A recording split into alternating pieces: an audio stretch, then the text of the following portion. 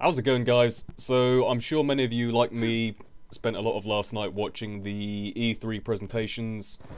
Well, I guess it's not last night if you're in a different time zone, but it's last night to me.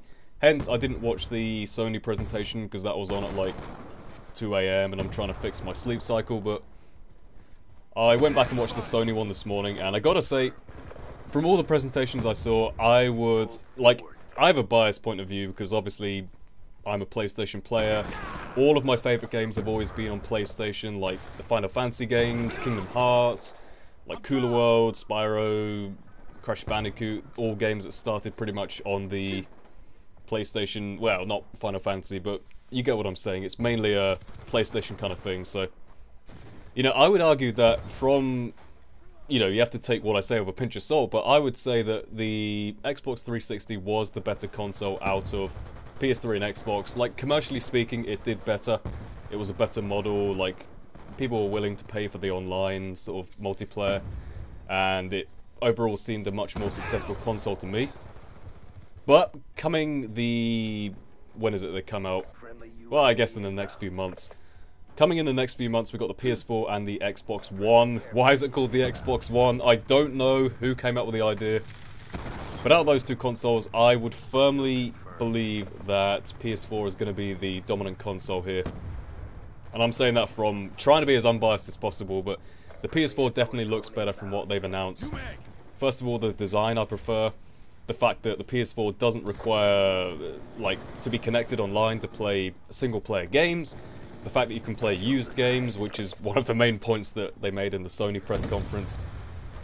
And the array of games, like, this isn't just for PS2 or Xbox or whatever, but just in general, like, some of the games that were announced, I'm amazed by. First of all, there's this. I'd say I was speechless, but I have one more thing to announce. Coming this year, Peggle 2!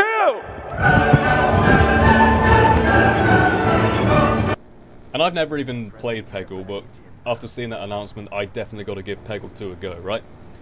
Watch Dogs looks incredible.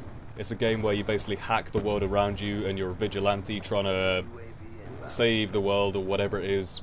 But, like, the idea of it, just watching some gameplay demos looked awesome, I gotta say.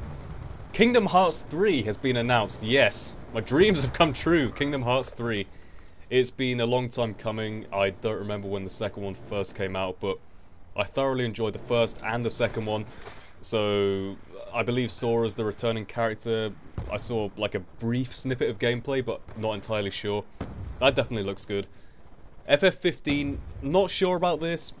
I mean, FF13 was good. A lot of people didn't like it, but I did personally like it. FF15 looks a lot more like FF12, though I'm not entirely sure what to make of that. FF12 was good, but we'll see how it turns out with more gameplay on FF15. Cod Ghosts, of course. Gotta mention Cod Ghosts. They did their own sort of individual presentation before the rest of E3, but, you know, from what they showed, the single player looks good, the graphics, as always, are going to be good, sounds are good. But to be honest, I can't really make much of a judgment until I see the multiplayer gameplay, because that is what my channel is based on mainly, and that's the main thing I'm interested in, so I haven't got too much to say about that at the moment. The Last of Us. Now, The Last of Us is a game made by Naughty Dog. It's sort of a, like, survival situation type thing.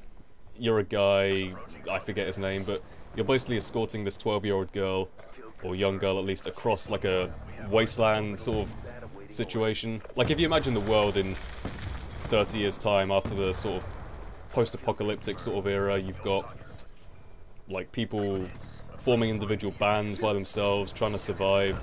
Sort of like a Fallout situation, I guess, if you imagine that, but you're basically trying to lead this girl across. The whole game is based on sort of storytelling and emotion, sort of the connection between these two characters. And it looks awesome. Like, straight after watching the demos they showed, I pre-ordered that game, so it should be with me in a couple of days, assuming Amazon deliver on time. But that's a game I'm definitely looking forward to.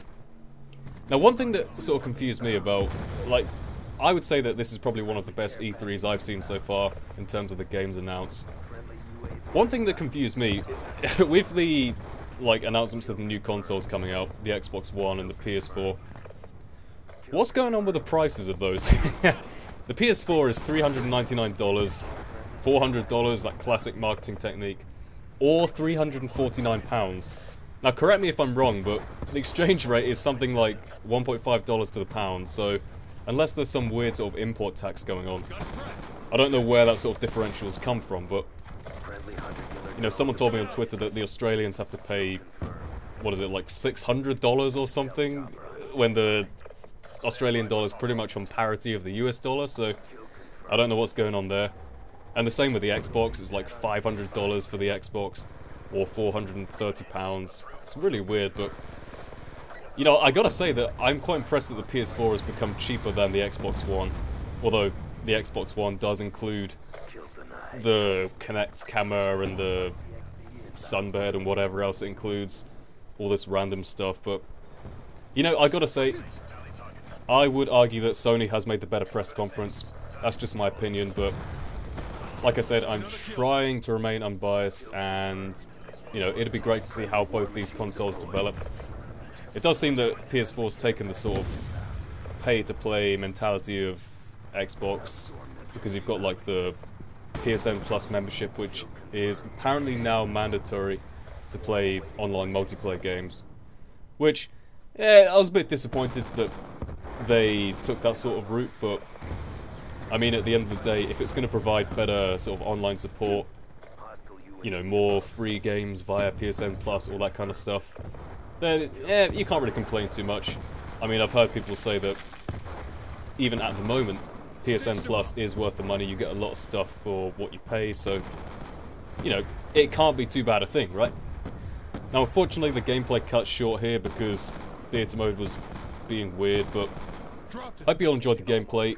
Let me know your thoughts on E3. We've got this awkward pause here where the gameplay's gone silent and it's just like a frozen thing on the screen, but hope you all enjoyed. Let me know your thoughts, and with that being said, I'll see you all next time. Goodbye.